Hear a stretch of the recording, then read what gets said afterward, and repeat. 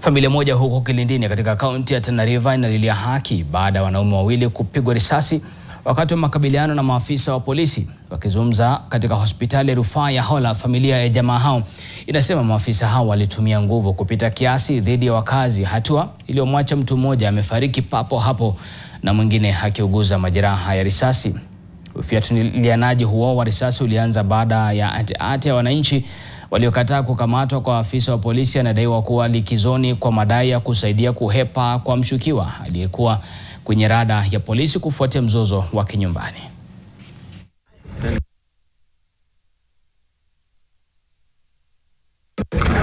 Baada muda kidogo nikasikia na sasa nikaona niende pale.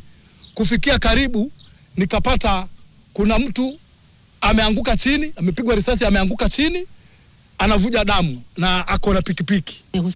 Fika ni bradhangu, alikuwa mdogo wangu na mwenyewe alikuwa kazi, alikuja live. Kinachonishangaza mimi, hiyo kesi ni kesi ya mkaza mwana wetu na kijana wetu, na ni kesi ya kusuluhisha sisi wenyewe nyumbani na haijatushinda. Polisi ambao wameenda mashinani kwenda kuhandle hiyo issue hawakuwa na ile utaalamu wa kwenda kuarrest mtu katika community. So community imewalazimisha, juu ni police officer ambaye yuko pale mashinani ambao ameenda leave, anapigwa na polisi.